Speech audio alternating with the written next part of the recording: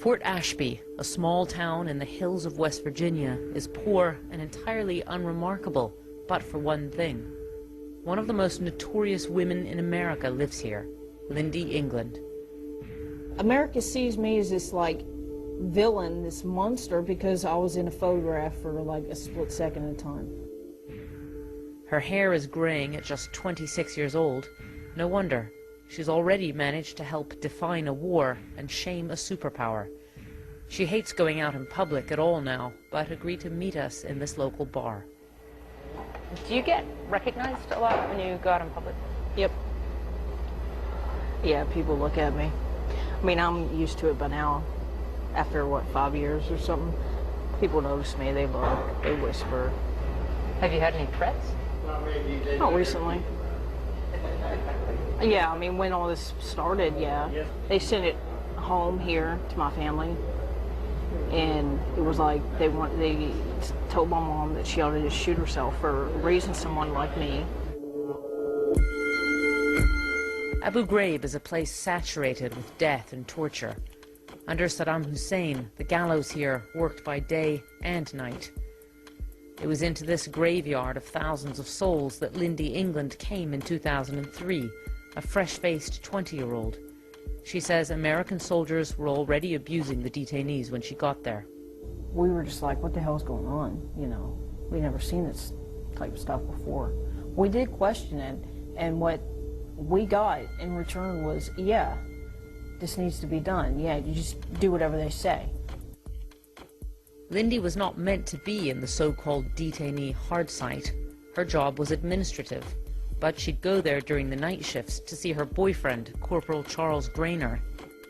On some level, whatever you say, you are participating in this event because you're standing there in a photograph where this is happening. Right. Why did you do that? Because, like I said, Grainer pulled the "if you love me, you'll do this," and I guess on some level I didn't want to disappoint him just because then he'll leave me and I'll feel alone in this war zone. Grainer, who has a history of abuse, appeared to terrify the detainees. He's often seen as a ringleader of the cruelty and assault. Do you accept any responsibility for this yourself?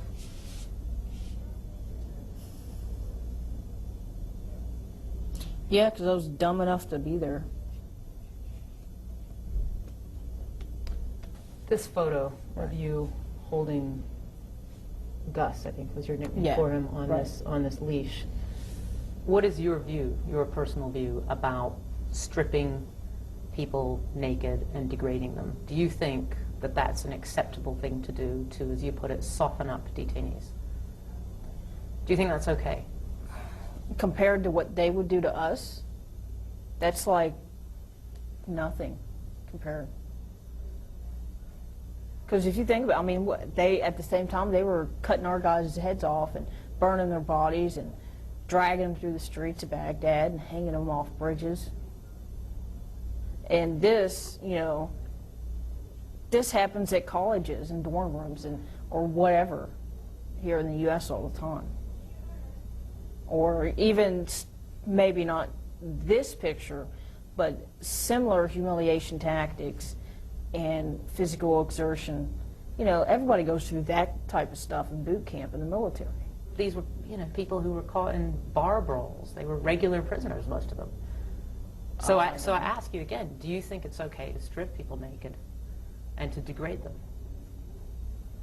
For softening up tactics, if it helps get whatever information they might have, sure. The court didn't see it that way. Lindy was sentenced to 3 years in jail. She got out after serving half of that.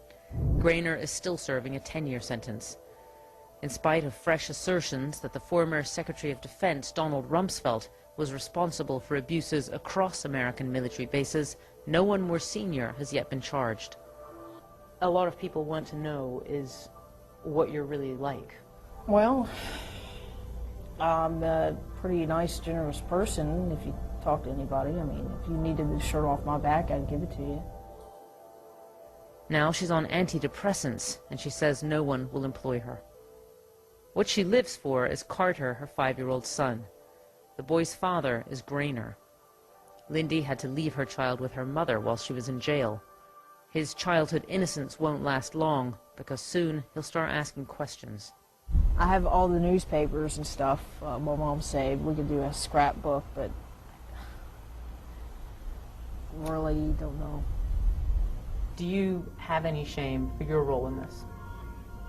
Or not? Oh yeah, because I'm like the black mark, the black sheep of the army. You're ashamed of the fact that you made the military look bad, but you're not ashamed of what was actually going on there? Is that what you're saying? It's what we were supposed to be doing.